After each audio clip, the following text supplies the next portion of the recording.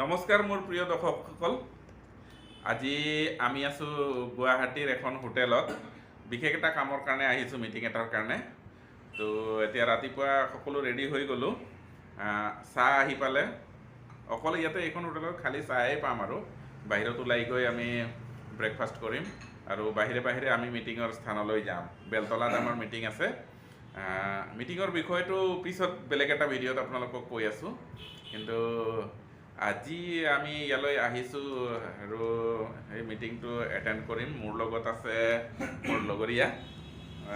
চাহ খাই খাই আমি কথা পাতিছোঁ। অলপ সময় পাছততো ওলাই যাম, তেনেকৈ সুবিধা নাপাম। মোৰ লগৰীয়াজনৰ লগত চিনাকি কৰিছোঁ। ইফালে হওক ছাৰ।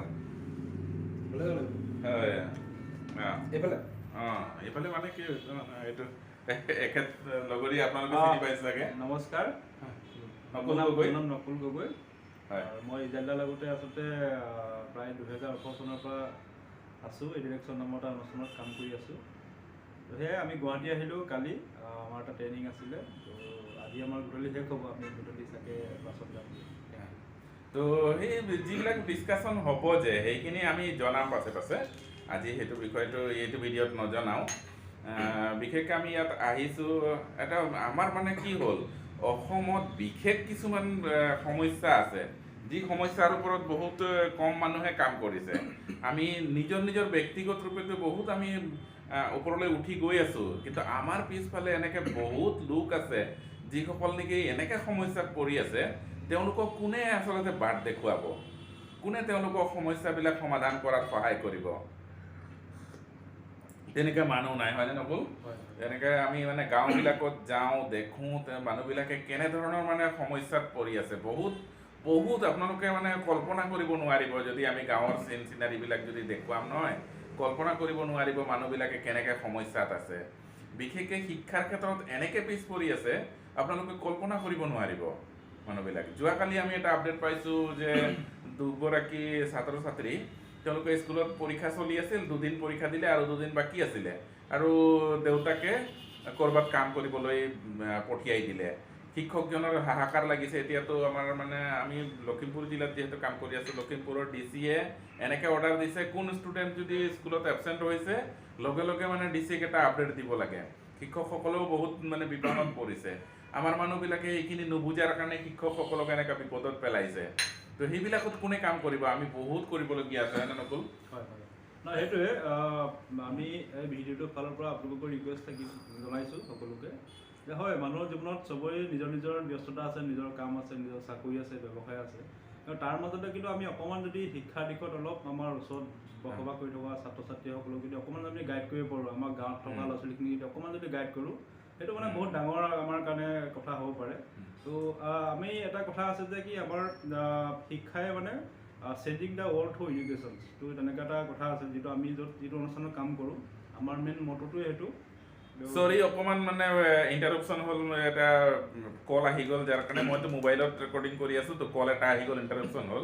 নকুল কিবা কৈ আছিলে, কওকচোন। হয়, মই এইটোৱে ক'ব বিচাৰিছোঁ, সকলোকে অনুৰোধ জনাব বিচাৰিছোঁ এই ভিডিঅ'টোৰ যোগেদি, যিহেতু আমাৰ সকলো আজিকালি চব ব্যস্ত, সকলো নিজৰ চাকৰি, নিজৰ ব্যৱসায়, নিজৰ পঢ়া শুনাত ব্যস্ত থাকে, সকলো বিভিন্ন কাম কাজ থাকে। তাৰ মাজতে আমি অকণমান যদি সময় উলিয়াই পিনে আমাৰ ছাত্ৰ ছাত্ৰীসকলৰ কাৰণে, যদি আমাৰ গাঁৱত থকা ছাত্ৰ ছাত্ৰীসকলৰ, আমাৰ ওচৰত থকা ছাত্ৰ ছাত্ৰীসকলক যদি আমি অকণমান যদি গাইড দিব পাৰোঁ, সেইটো যথেষ্ট হ'ব পাৰে। বহুতকতো আমি কভাৰ দিব নোৱাৰোঁ, আমি ইমানখিনি আমাৰ সময় নাই, আমাৰ টকা পইচা নাই। 2-3জনকো যদি আমি মোৰ ওচৰত থকাজনক যদি অকণমান যদি পথ এটা দেখুৱাই দিওঁ না, কেনেকৈ তেওঁ পঢ়িব।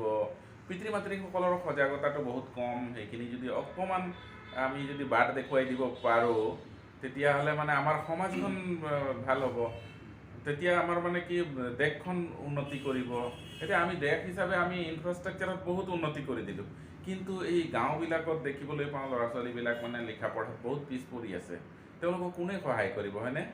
তেনেকৈ কথা কিছুমান আছে।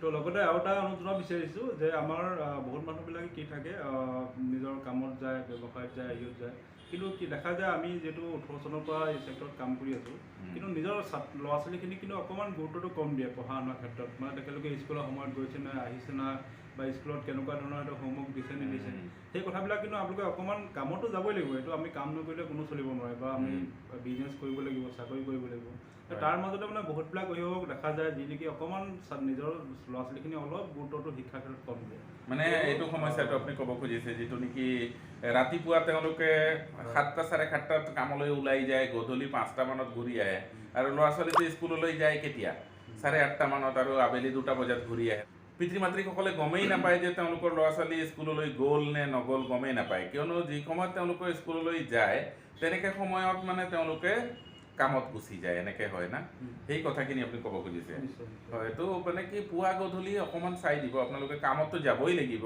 আপুনি আৰু দিনটোতো থাকিব নোৱাৰে পুৱা গধূলি যদি তেওঁলোকৰ ষ্টাডিটো অলপ মানে চাই দিলে ছাত্ৰ ছাত্ৰীসকলে পঢ়াত মানে সমানে বাকীসকলৰ সমানে আগবাঢ়িব পাৰিলেহেঁতেন না আমিও তেনেকৈ কাম কৰি আছোঁ তো আপোনালোকে আমাৰ লগত যদি সহযোগ কৰে নহয় আমি অলপ আপোনালোকক সময় দিম আপোনালোকে যদি আমাক অলপ সময় দিয়ে তেতিয়াহ'লে আমি সেই ছাত্ৰ ছাত্ৰীসকলৰ কাৰণে কিবা এটা কৰিব পাৰিম হয় লগতে আৰু এটা কথা জনাব বিচাৰিছোঁ যে বৰ্তমান আপোনাৰ অসম চৰকাৰৰ তৰফৰ পৰা কেইবাটাও আপোনাৰ শিক্ষাৰ লগত জড়িত মানে ছাত্ৰ ছাত্ৰীসকলৰ কাৰণে কেইবাটাও স্কিম উলিয়াইছে তেখেতলোকে তো সেই স্কিমখিনিত মানে কি হয় ছাত্ৰ ছাত্ৰীসকলক যিটো আপোনাৰ দিব পাৰে স্কলাৰশ্বিপৰ কথাবিলাক আছে তো সেইটো কাৰণে আপোনালোকে অকণমান যদি চাই বা জনাব নেকি যদি জনাই স্কলাৰশ্বিপ সম্পৰ্কে আমি আৰু পৰৱৰ্তী ভিডিঅ'ত নিশ্চয় জনাম আজি বাৰু আমাৰ সময় হৈ আহিলে ইমানখিনিয়ে কথা পাতিম আৰু কথা পাতিম নেক্সট যে ভিডিঅ'বিলাকত তেতিয়ালৈকে আপোনালোকে থাকিব তো আজিৰ কাৰণে বাই বাই